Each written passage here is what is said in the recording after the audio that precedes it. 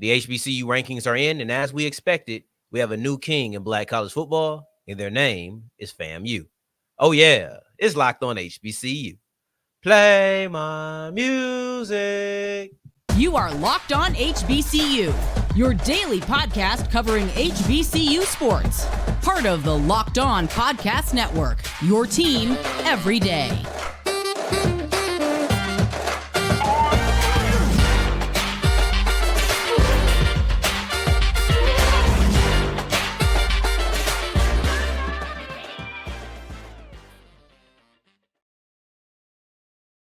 What's going on, family? Welcome back to another episode of the Locked On HBCU podcast, your number one daily one-stop shop for everything HBCU athletics, Monday through Friday, part of the Locked On Podcast Network, your team every day. And I, of course, am Darian Gray, a.k.a. the Mouth of the South, Texas Southern alum and former TSU Herald Sports editor and current contributing writer at USA Today's Saints Wire. Thank you for going on this journey with me, making Locked On HBCU your first listen of the day every day. And remember, just because the mic cuts off does not mean that the journey is over. Just means it's time to follow me on Twitter at South Exclusives. Starts with an S and ends with an S. Today's episode is brought to you by FanDuel. And FanDuel is the official sports book of the Locked On Podcast Network. Make every moment more. And new customers, they'll get over $100 or they'll get $150 back when they put down a $5 money line bet and win. That's $150 if your team wins. Visit FanDuel.com/locked-on to get started. We'll wrap up today's episode with, with a recap of the CIAA championship and what Jada Byers did to be able to make a difference. We'll preview, or before that, we'll look at the Grambling Tigers and how they still have a really good chance, and I mean a really good chance of winning the SWAC West. But prior to any of that, get out the crown. It's only right that LeBron be at FAMU down there in Tallahassee, because it's time to crown FAMU the new kings of Black college football. We have our HBCU rankings, and the Rattlers come in at number 1, and I don't think that should be of any sort of surprise. North Carolina Central lost this week. Clearly, they weren't going to retain their number 1 spot. Somebody had to replace them, and it's the only other team that has not lost a conference game. It's the only other team that has not lost an FCS game this year, and that is FAMU. So when you're looking at what they've been able to accomplish as far as resume, when you look at how they're playing at this present moment, everything to me lines up with the Rattlers being number 1. So this is the first bit of mobility that we've had at 1 and 2. And it's the first time we've needed any mobility. There was no reason to change FAMU to 1 and North Carolina Central down to 2. Nothing that happened up until this point that could have convinced you that North Carolina Central did not deserve to be number 1, right? But that's what makes this so, I don't want to say groundbreaking, because it's not like that's never happened before, but that's what makes this so noteworthy. That's probably the best way to put it. This is noteworthy because it doesn't happen. Been 10 weeks in. We're just now getting change at 1 and 2. So overall, I don't think there's much to say about Florida A&M as itself. They're playing good football. I like their defense. I like their offense. I like their weapons, right? And I think that as long as they continue to run the ball effectively, they're going to be a difficult team to stop. And I think that in addition to being number 1, I would have to move FAMU now into the clear favorites for the Celebration Bowl winners, right?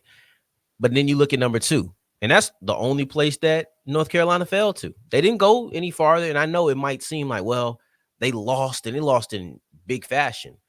That warrants a multiple spot drop. And in that, I agree with you. I agree with you in theory, but then you have to look at who are you going to put them below. Jackson State, Alabama State, Prairie View A&M. That completes the top 5. I'm not putting them below any of those 3 teams. And I think that those are some quality squads, specifically Alabama State. I really do like Bama State, to be honest. But I'm not putting Central below them. When you look at what they've been able to accomplish in that first, in that out of conference section of their schedule, right? That's the reason that they're still going to make the playoffs if they don't make the Celebration Bowl. That's the reason that they're still a top 25 team in the nation. That's a reason that they're still number 2 in these rankings. That's why. Because you were able to accomplish these things out of conference. You didn't have a cupcake schedule. And not only did you not have a cupcake schedule, you had a difficult schedule and you won every single one of those tough games. The only game you had lost prior to Howard was UCLA. And that's UCLA. We expected you to lose that game, frankly.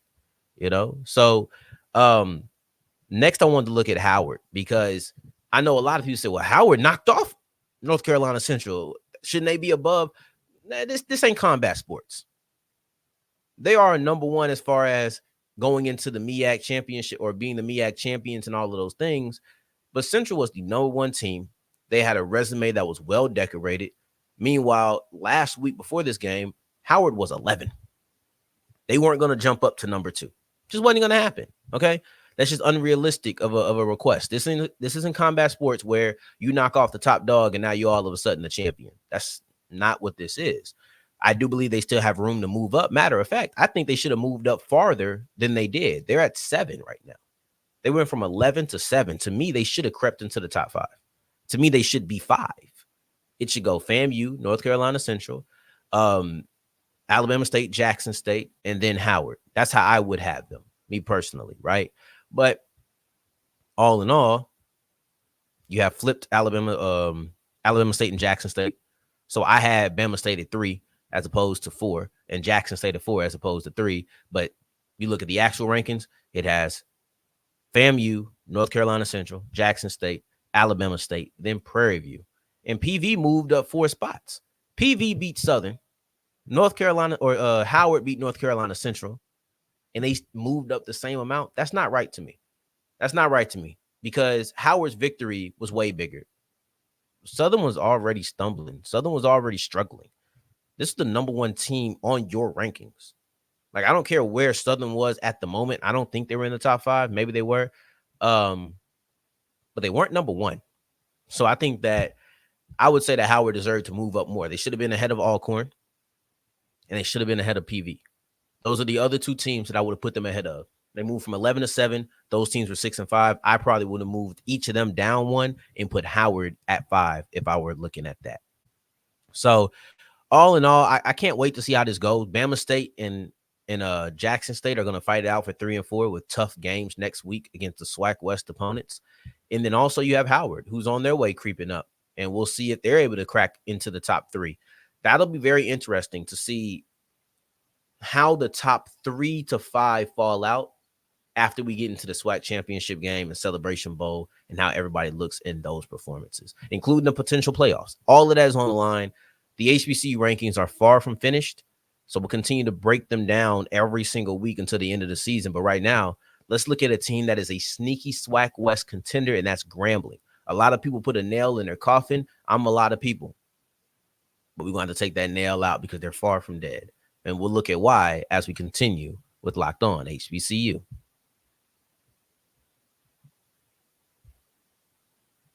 As we continue rolling on today's episode of Locked On HBCU, the episode is brought to you by eBay Motors. Now, if you have something wrong with your car, maybe you have a part that's getting loose. Maybe you have a part that you just want to do some regular maintenance on, and you want to replace it. Go to ebaymotors.com because they have over 120 million parts. And when you have that many parts, that means that we know that they'll have a part for you. All you have to do is enter your car information into the My Garage section, and they'll have all of the parts that are fitted for you with an eBay guaranteed fit. All right. Of course, terms and conditions do apply, and that's only available to U.S. customers. But it's always an option for you if you're on the mainland and things of that nature. Now, if you don't have anything wrong with your car and you just want to add some things on, maybe you want to add some neon lights, maybe you want to add some lights on the inside of your car, whatever it is, you can get those on ebaymotors.com as well. So just like your team needs to have all of the right parts to make it to the championship, your car needs the same thing. There's no championship on the horizon, but the opposite of that is a wreck. So nobody wants to wreck. Get your right parts for your car, ebaymotors.com. Let's ride.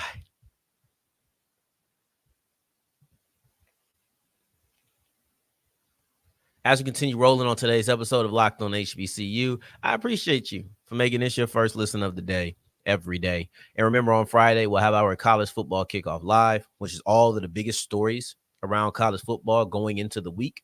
to make sure that you are a more informed college football fan. Grambling has a really good chance to win the SWAC West.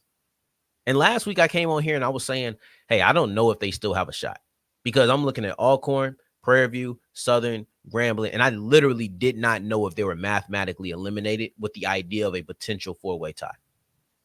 I wasn't sure. I was not sure. And that was it's still on the table, but I wasn't sure excuse me, it's not on the table anymore. But I wasn't sure. We're going all the way from that.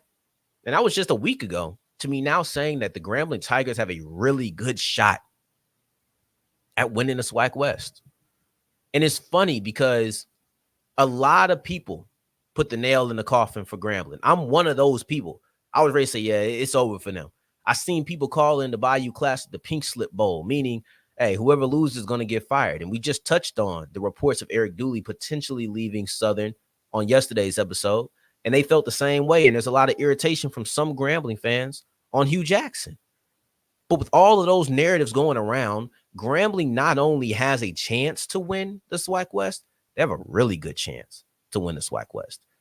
As in nobody, not just they're not mathematically eliminated, nobody should be even remotely surprised if the SWAC championship game is FAMU versus Grambling. It doesn't take much for them to win. Alabama State has to knock off Prairie View, and Jackson State has to knock off Alcorn. If those two things happen, which are both very reasonable, you're looking at Grambling going into the Bayou Classic with an opportunity to win the SWAC West. If you would have asked me if that was the case a week ago, I would have thought you was crazy. I think a lot of people would have. Grambling was on top. Then they lost to Alcorn, and it felt like it was a tad bit of a slide. And they immediately took the back seat. It felt as if it was the beginning of the year. Let's just take the preseason out of it, right? Southern struggled from the jump. So now we're looking for who's the king of the SWAC West because it clearly isn't the Jaguars, right? The first team that kind of popped up was Prairie View because Prairie View knocked off Grambling, or excuse me, the first team that popped up was Prairie View because they knocked off Alcorn. So it's okay, PV's the guys. But then they lost to Grambling. And it isn't even their fault. They brought out Big X the Plug, and nobody wins when Big X the Plug gets pulled out. I ain't having that man walk me out for nothing, right? He's the type of guy who, if you have him walk you out at your wedding, you're going to end up annoyed by the end of the week. Like, it's a bad look. I love the song. But I don't want him to perform it with me on the way to anything. You feel me? But you had Grambling knock off PV for the first time in I think 5 years. That's what I mean when I say bad luck. But you had that happen. Now Grambling come in and they get knocked off by Alcorn. So now we in this wild, wild west situation. But you know who had the backseat this whole time? Southern. But then Southern starts to kind of get their stuff together a little bit to some people. I wasn't quite convinced, but that game against FAMU looked a lot better than I expected it to. And then I started to come around. And then then Southern begins to struggle. Then Southern nearly loses to TSU. They have a last-second comeback. Now they got to face PV. They get knocked off by PV, and they're mathematically eliminated, and we're talking about their coach potentially being fired. These are situations that we get into. The West is just as wild as we thought it was going to be. And in the midst of all of the chaos, we're focusing on Prairie View. We're focusing on Southern and Alcorn because that's really what we're looking at. We're really looking at the Alcorn Southern game. Like, all right, this team is going to be the winner, is going to be the front runner. And Alcorn won. So now Southern gets the fading. Then Alcorn loses to TSU. And now PV gets the rising. But through all of this conversation, nobody's talking about Grambling. Through all of the things that's happening, it's almost as if Grambling's just existing because they had a little bit of a slide. They lost 2 games. They were the first one of that bunch to lose 2 games. So we sitting there like, first one to lose 3 games. So they lost 3 games. We sitting there like, I don't know. Whole time they have a really good chance. They just need Alcorn to lose, Prairie View to lose, and they're both in tough games. It's not as if either team is facing a cupcake. So when I say they don't need a lot, yeah, they need 2 things to happen. Grambling doesn't control their own destiny in the slightest. I get that. But Grambling doesn't need, it's not like a hope and a prayer. It's definitely not that. And this is crazy to think. And it all comes from that TSU Alcorn game. And I'm not trying to puff my chest out or anything like that's my alma mater. You see what we did, X, Y. No, I'm not saying that at all. What I'm saying is PV versus Southern, both teams had 2 losses. One had to lose. I guess you could say it's a little fortuitous for Grambling that PV was the one who or it wasn't fortuitous. It was actually kind of unlucky that PV was the one who won. You probably would have wanted PV to lose because then you just had to take care of business. But the way I kind of looked at it is Alcorn needed to lose out. PV needed to lose one game. Didn't matter if it was the Southern. Didn't matter if it was the Alabama State. PV needed to lose one game. But I guess in a way, PV winning means that you need more to happen in the last week. So, excuse me. But Alcorn can lose that game. PV could lose that game. But because TSU knocked off Alcorn last week, that's where I was. Because TSU knocked off Alcorn, Grambling actually has a chance. If Alcorn would have won that game, Graham was mathematically eliminated. And to me, when you're looking at it, and I'll say this to kind of summarize everything and wrap it all up, it's really crazy to me when you look at the narratives that were being said. I did it too. I'm not going to exempt myself. But it's crazy to me when you look at the things that were being said about Grambling. Not only do they have a chance to win the SWAC West, they have a really good chance. By no means are they the favorite because they need 2 other teams to lose. But those 2 teams that they need to lose are in extremely losable games. And Grambling's going to go against Southern, which is a winnable game. If those 2 teams lose and Grambling wins, which shouldn't be a shocker to anybody, you're looking at Grambling. The Grambling freaking Tigers in the SWAC championship game. I had already started writing their obituary. Anywho, let's keep pushing and let's look at the CIAA championship. Let's look at the difference that Jada Byers was able to make in that game because we predicted that he would, and he made one key difference that kind of changed the tide in the game. And we'll look at that as we continue with Locked On HBCU.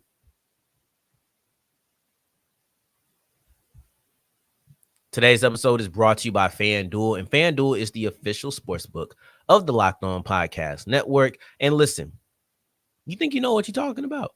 You think you know sports. You think you know about Patrick Mahomes. You think you know about Josh Allen. You think you know about the Joe Burrows, the CJ Strouds. You think you know about what they're going to do in their over-unders because they have the player props. They have the spreads. They have the over-unders. They have all of these things that are really good tools for you to be able to make a little bit of cash, right? And here's the thing. If you're new to FanDuel, then you have the $5 money line bet. And if you make that bet and win, you get an extra $150 back in bonus bets. It's just that simple. It's just that simple. I want you to go out there. I want you to make every single moment more. Go to FanDuel and test your knowledge and add a little bit of green to your pocket. So that's FanDuel.com/locked on. Whether you want to do the player props, the over-unders, or everything in between on the NBA, NFL, hockey, college basketball, all of that. All you have to do is go to FanDuel.com/locked on and make every moment more. As we're wrapping up today's episode, I appreciate you for making this your first listen of the day every day, making it all the way to segment 3. And I thank you 2 times for that. We look a little bit different every day, as you're well aware, whether you're on the audio side or on the visual side. If you checked out yesterday's episode, that there was a little bit of tinkering that needed to be done. So the 3rd segment that was supposed to be here about Virginia Union was yesterday, right? And then we're replacing this with our regularly scheduled program, which is every Thursday. We do our extra games to watch, but isn't quite our game of the week. There was 3 games, really 2 that were on the docket as far as warring it out for who's going to be the game of the week. But there's 3 monumental games this weekend. Alcorn versus Jackson State. That's one of them. Prairie View versus Alabama State. That's another. And that's one of the ones that was at war to be the game of the week. But I decided to land on the MEAC and go with Howard versus Morgan State because both of those teams have an opportunity to win the conference. So that the stakes at hand are what made my decision for me. But let's look at the SWAC because the SWAC has 2 big games. And though these 2 teams aren't facing against each other in Alcorn and Prairie View, the SWAC West does kind of hang in the balance, and it could be taken this weekend. So we went over it on the 2nd segment, the one you just heard prior to this, but let's just do a quick little refresher with an extra nugget that I didn't give the first time. So if PV wins, they're in. they won the SWAC West. Doesn't matter what happens anywhere else throughout the rest of the week or the following week. PV is in with a win. If PV loses and then Alcorn wins, Alcorn is in. Doesn't matter what happens in the Bayou Classic at all, right? But if both teams lose, Grambling still has a chance next week, and Alcorn is eliminated. If Alcorn loses this game, they are not making the SWAC championship, period. Right? Doesn't matter if PV wins. Obviously, if they win, it's over. But doesn't matter if PV loses. Doesn't matter if Grambling loses. Nothing. You will not win a tie in a three-way tie, and you will not win a tie with PV. So you are out. Now let's look at these games as they are, because I actually think that there's an interesting premise that could happen if both teams lose. But specifically, if both teams lose, it definitely is a conversation. But if Prairie View loses, then I would want to have a conversation about maybe it's time to change up how the SWAC is handled. That would be 3 years in a row that I would have a strong argument that the two best teams in the conference are in the East. It doesn't matter if both the teams were in the West. That's irrelevant. It's the fact that both of the best two teams are in a division together. And it was like that with FAMU and Jackson State the past 2 years. It's a little bit different this year because I don't believe that FAMU has really an equal. I don't think that any of these teams are on the same level as FAMU. The biggest competition is themselves, number one, because they dealt with some inconsistencies. But then also in the MEAC, I'll dive into that idea next week if Alabama State wins and Jackson State wins. I'll think about it if just Alabama State wins. But when I look at this PV versus Bama State game, instead of just looking at how great Bama State has been, they've won 5 in a row. PV is really fascinating to me because I haven't been out on PV. I just haven't been as high as I was with other teams. When I look at the 4 squads that were really in this mashup for the SWAC West, obviously it's only 3 now, but there were 4, and it was Southern. I know they fired their head coach. It's like, oh my gosh, they must be trash, but they were really in the mix for a little bit.